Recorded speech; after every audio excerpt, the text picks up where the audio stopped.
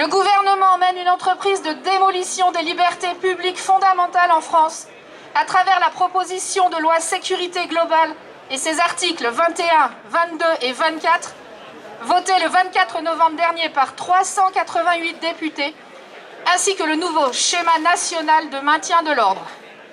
La coordination Stop Loi Sécurité Globale en exige le retrait. Elle n'est pas dupe et observe que l'article 24 risque d'être réintroduit avec l'article 25 du projet de loi dite séparatisme.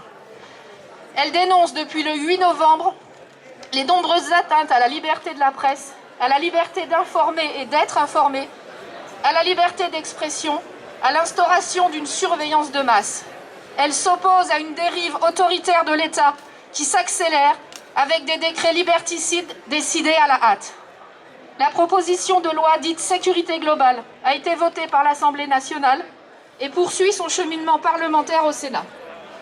L'annonce par le gouvernement de la réécriture du texte par une commission indépendante a fait long feu, puisqu'elle était tout simplement contraire au principe de séparation des pouvoirs.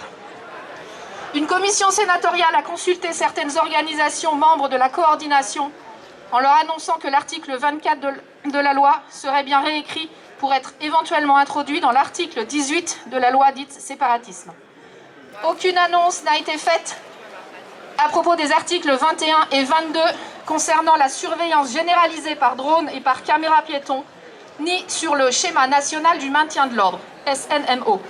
Le président de la République n'a pas davantage répondu à notre demande de rendez-vous adressée par courrier et publiée sous la forme d'une lettre ouverte le 14 décembre. Par ailleurs, notre opposition au dispositif de surveillance généralisée instauré par les drones et les caméras piétons ou à la sélection des journalistes instaurée par le nouveau SNMO n'a pas été entendue.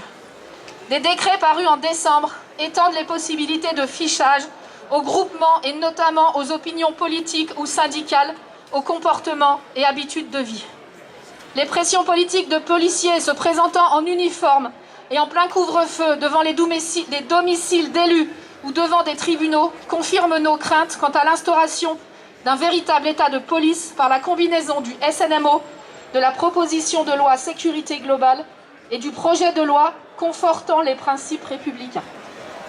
Tant que ces textes liberticides ne seront pas abandonnés, nous défendrons sans relâche nos libertés.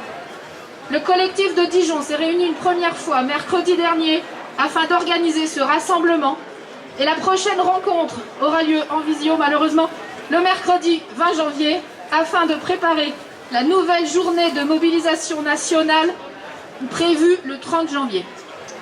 Ce collectif, actuellement composé de 5 organisations, est bien sûr ouvert à d'autres participants qui souhaitent également continuer cette mobilisation. Merci.